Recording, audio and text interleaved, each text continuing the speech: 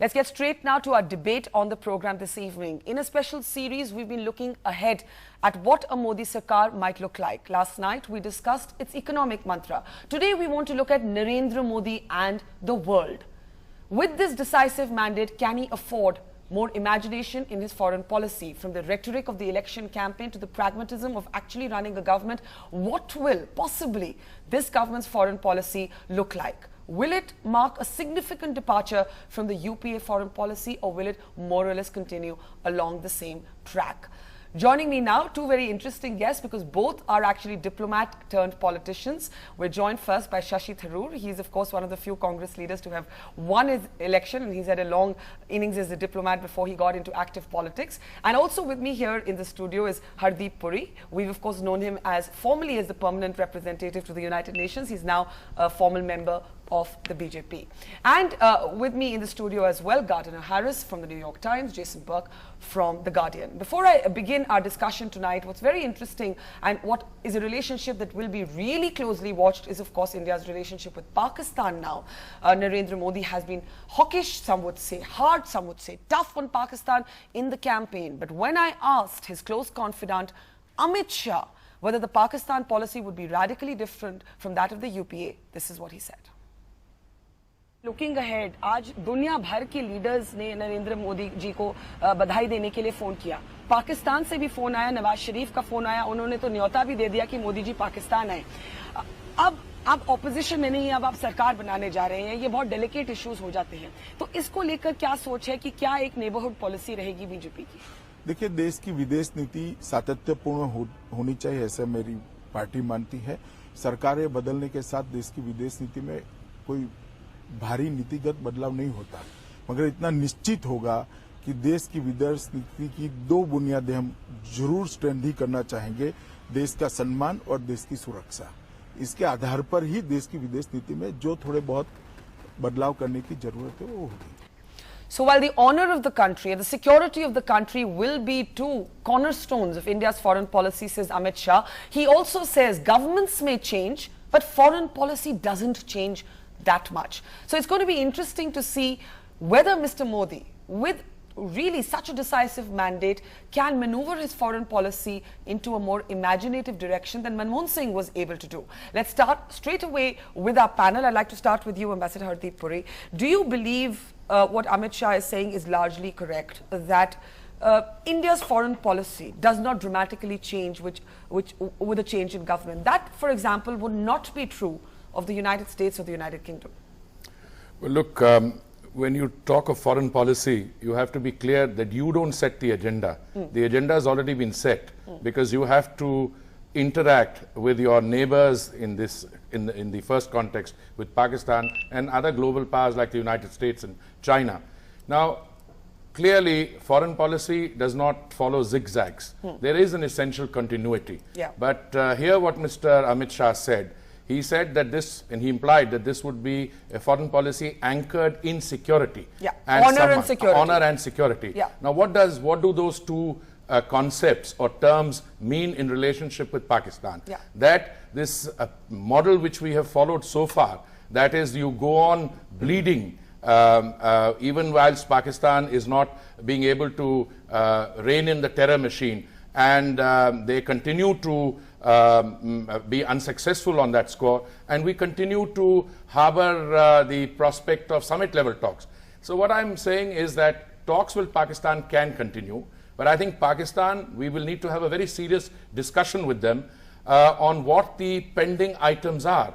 Bringing the perpetrators of the Bombay terror attacks to justice, giving us absolute assurance that their soil will not be used, and especially state agencies like the ISI will not be used to facilitate, if not directly organize attacks against Indian interests. Yet may I ask you, before I take this to Mr. Tharoor, Nawaz Sharif was among the world leaders who made a congratulatory call to Mr. Modi. He even invited him. In the past, in Vajpayee's government, you saw Mr. Vajpayee making 2 trips to Pakistan. Manmohan Singh seemed to be much softer on Pakistan, wasn't empowered by his party to even make one. There is a suggestion, and this suggestion I even heard on my reporting trips to Pakistan, that when you have a right of centre government in power in India, prospects for peace increase. Similarly to people saying that when you have the army in power in Pakistan, prospects for peace increase. Yeah, there's several elements in what you say. Number one, this whole issue of the telephone call. Yeah. I mean, I would have been surprised if the telephone call hadn't come. Yeah. So let's put that aside. Yeah. Secondly, an invitation, fine. Yeah. Mr. Vajpayee went twice. With the benefit of hindsight, I don't think I would feel confident in saying that those kinds of visits should be undertaken unless the preparatory work has been done by the officials and others, and we are ready to get an agreement at summit level. Dr. Manmohan Singh, yes, I think this will be one of his regrets that he was not able to visit his village. Yeah. And if I'm asked, I think I don't see Narendra Modi as Prime Minister of India wanting to visit Pakistan unless some of these substantive issues are addressed and we have assurance, and which means not rhetoric, words, yes, but we have concrete evidence that the terror machine there has been either severely circumscribed or eliminated altogether. All right, Shashi Tharoor, let's bring you in here. It's Manmohan Singh was seen to be very soft on Pakistan by his own party often. Yet, when he met with Nawaz Sharif in New York on the sidelines of that United Nations General Assembly meeting, it was a meeting that took place in the backdrop of a terror attack in Jammu and Kashmir. For all of Manmohan Singh's initiatives with Pakistan, he was never able to go to Pakistan because his party, your party, actually did not empower him to craft his own Pakistan policy. Do you see Mr. Modi as being able to be more autonomous with his foreign policy than Dr. Manmohan Singh was able to be? First of all, I think that's rather simplistic, Barkha. Let me start off by agreeing with Amit Shah and Hardeep Puri that in our country, traditionally, political differences stop at the water's edge. Foreign policy is India's foreign policy, not the foreign policy of any particular party. But that's why I want to stress that literally everything Hardeep has said about Pakistan policy has been our policy, and that's why the Prime Minister hasn't gone. We too are concerned about the honour and security of India.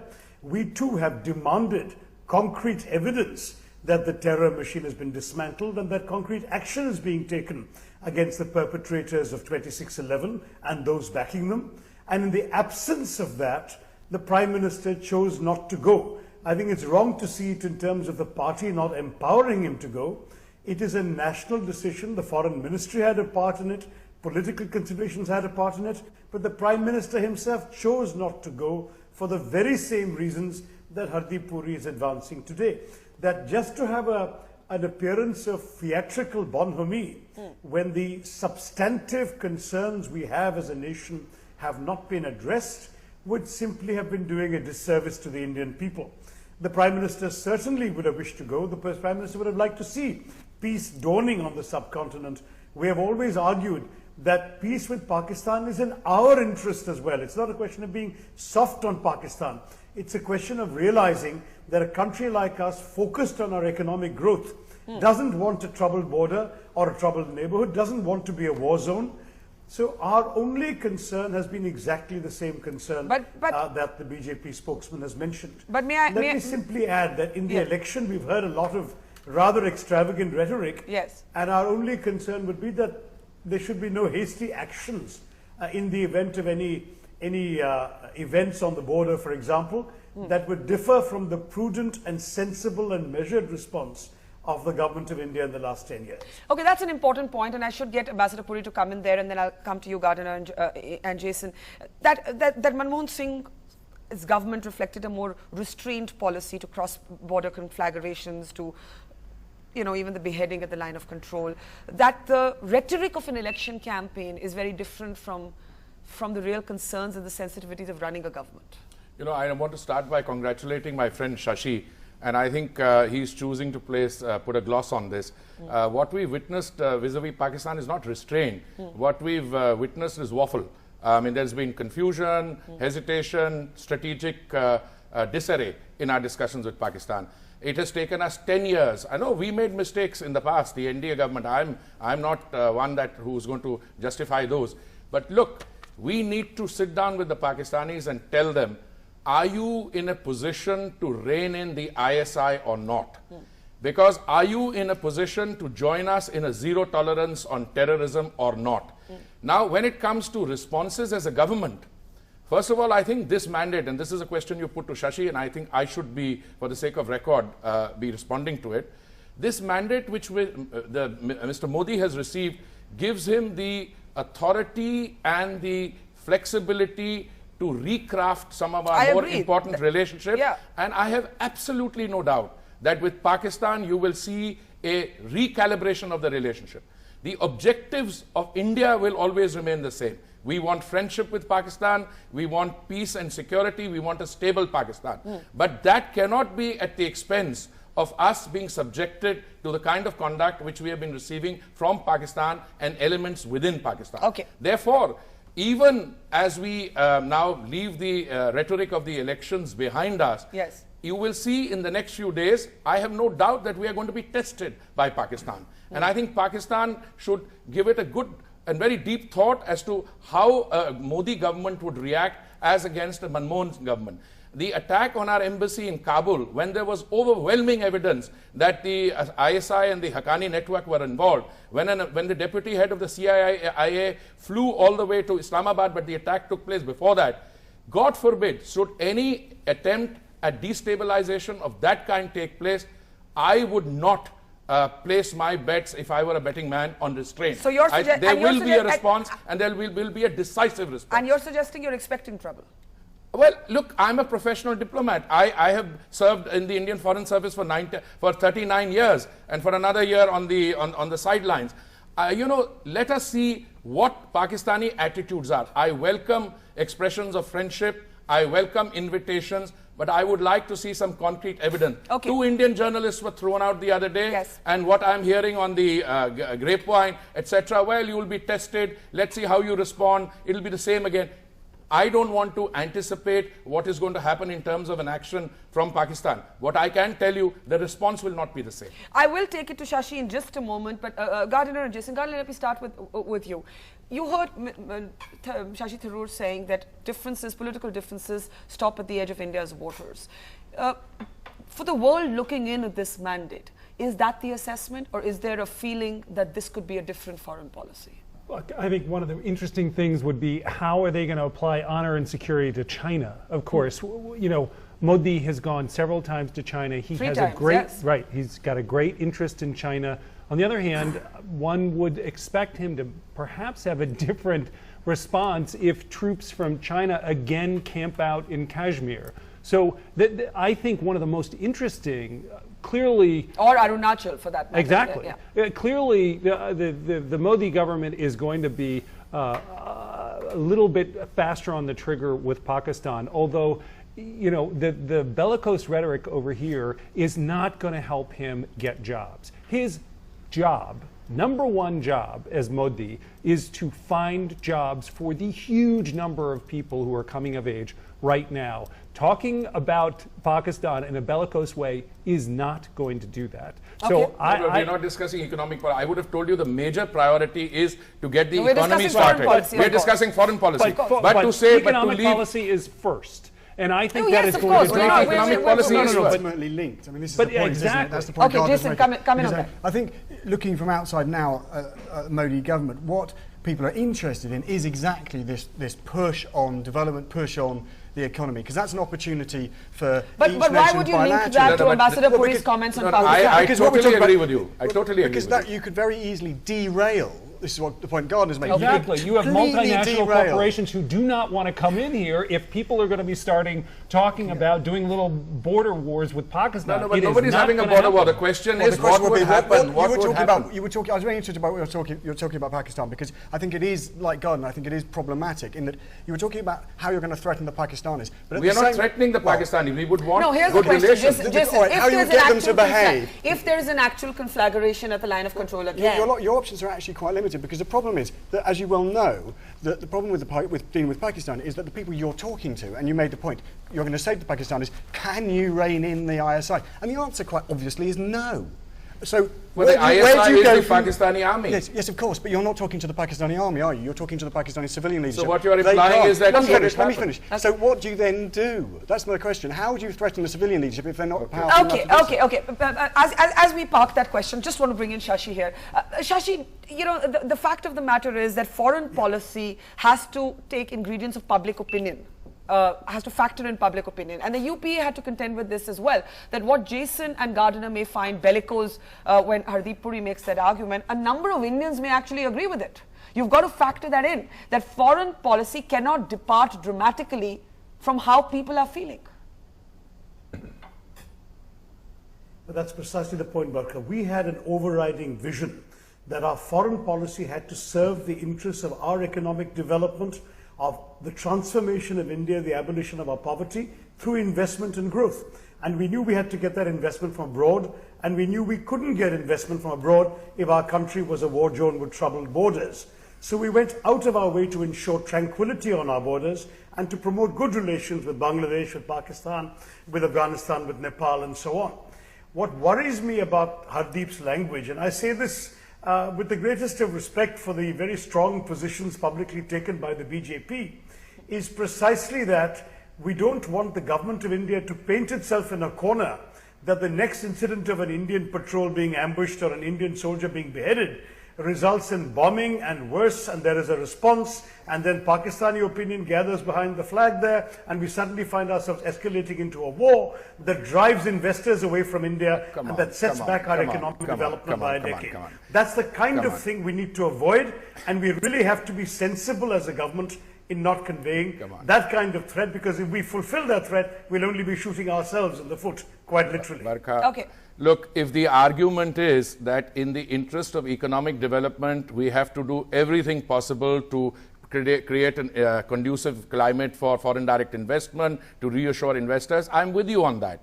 And there can be no doubt on that. But if the issue is that if we know that the Pakistani state is complicit in acts of terror against India, then should we be talking to the Pakistanis? That is the issue. The question we is, need to defend us. What are yes, our options? There are a range of options. There are a range of options. You can, and this is not the time to spell them out, and I wouldn't want to spell them out through a TV discussion in any case.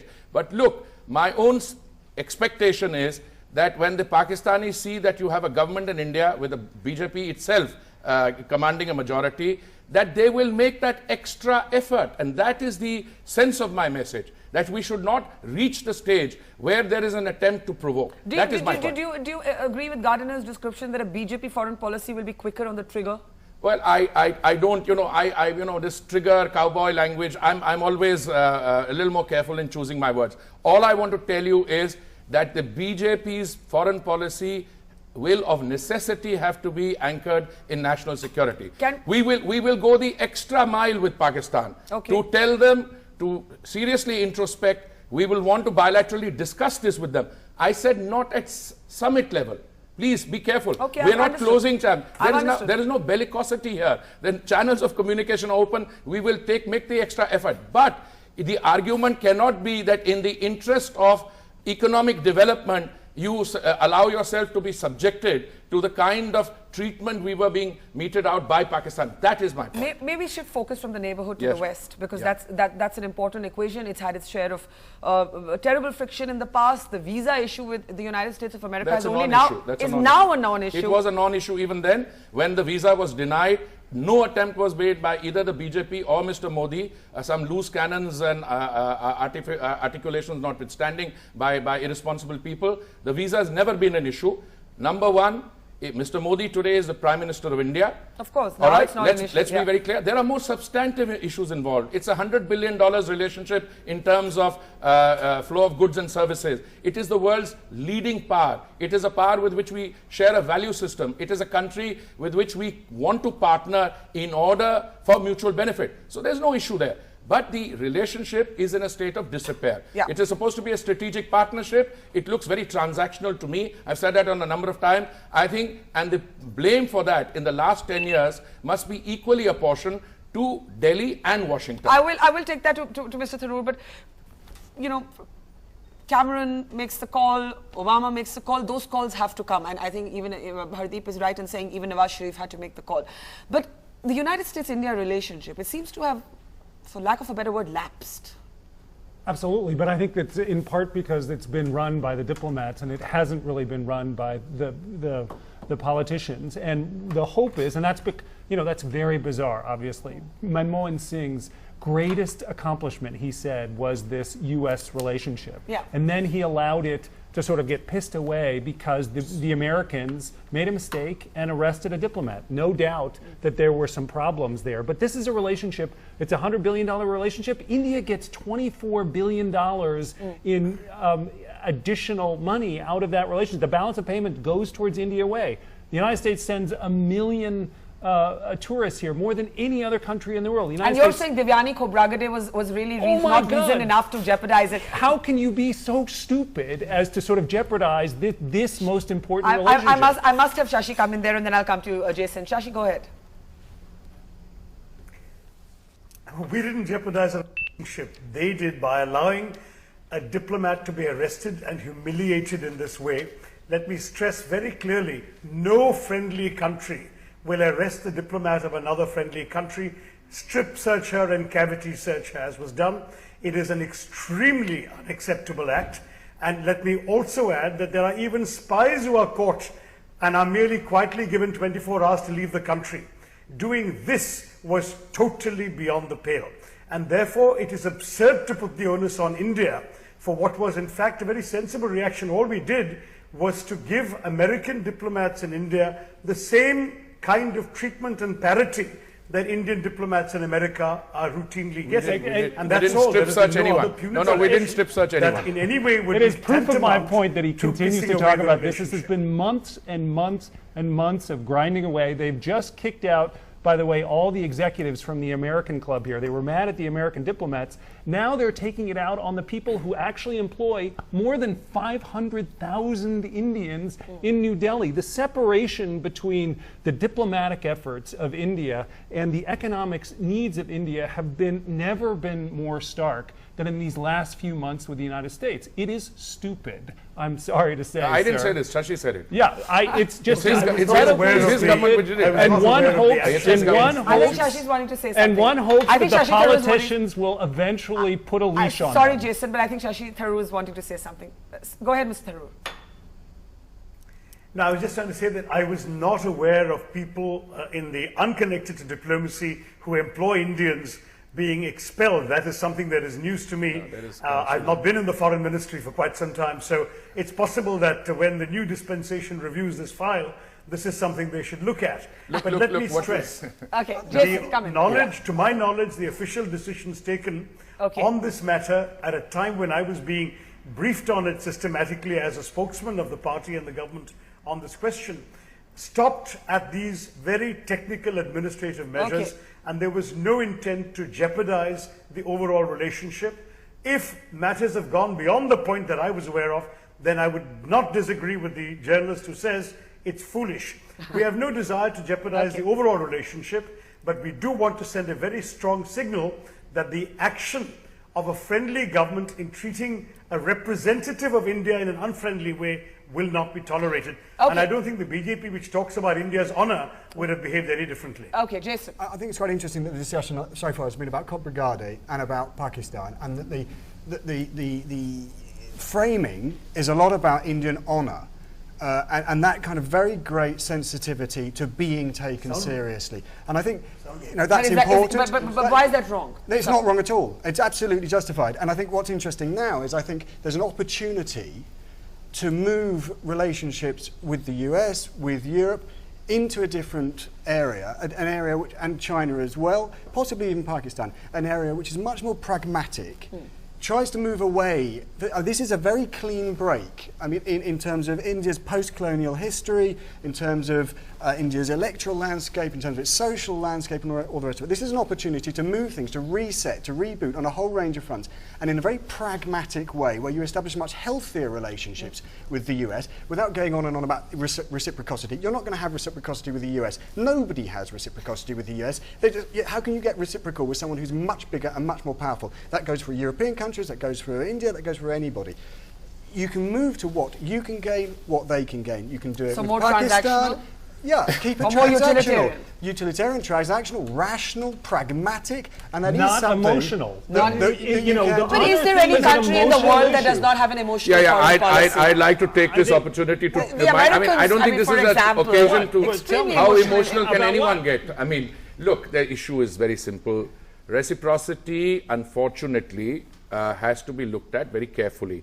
You cannot have a situation in which one side gives total immunity, because its reciprocity is part of immunity. It's about privileges, etc. I think we need to sit down with the United States and with others in Europe, etc., and have a serious, comprehensive discussion on this entire range of issues, so that there are no unexpected surprises. That's all I'm saying. You need to have a conversation about how you can trade with each other, how you can make money, and how you can Exactly. create Exactly, jobs but that for relation- everybody, for the world No, economy, hold for your economy, on. for I the totally European agree with economy. you. But you keep No, separating no, diplomacy from trade. No, and I'm not. that It's has very been- much, it's central to it. In fact, diplomacy is about trade, the economic content. But again, in that also, you have to be very careful when you come to a situation.